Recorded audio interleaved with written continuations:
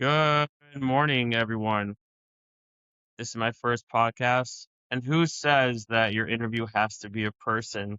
Why can't it be your dog?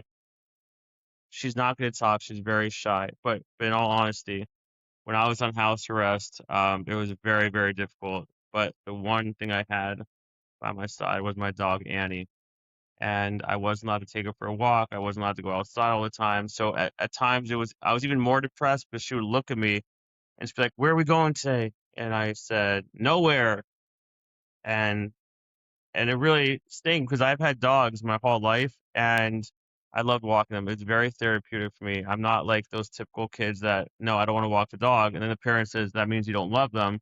And they said, well, I walked them a week ago because that's kind of what I get sometimes. But back to all honesty, although that was honesty.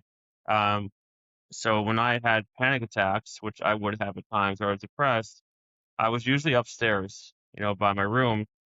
And Annie is the type of dog that only goes upstairs, if I'm giving the cats treats, or if it's bedtime. Either I carry her or she follows me up.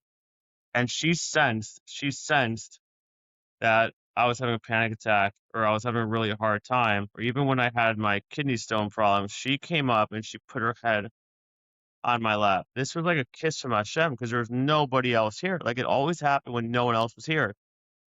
And my loneliness feeling went away. And I'm not telling everyone to go out and get a dog. And God forbid you're ever in a position where you need your comforting or service dog. But that was a kiss from Hashem. That was Hashem saying, no matter what, I am watching over you. And we need to take time and believe that Hashem is always there for us. We just need to open our eyes and see what that means. But if you don't open your eyes, you're not going to see it. It's just not going to happen. We're always saying, Hashem, where are you? Hashem is there every moment of the day. Even me sharing my story with you is Hashem being there for me. It's just part of it. It's part of Hashem gave me this opportunity to share my story and to hopefully give all of you strength or maybe even go to the Humane Society and get a dog. Who knows? Um, but but Annie saved my life in so many ways because I went through a very tough time on house arrest. So I really had to share that. I don't know if I've really given Annie a lot of credit for what she's done for me the last couple of years, but now I did, and she's my first podcast interview.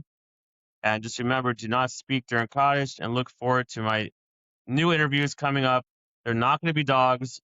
They might be again soon. They might even be cats. But for now, don't speak during cottage and have an amazing, amazing day.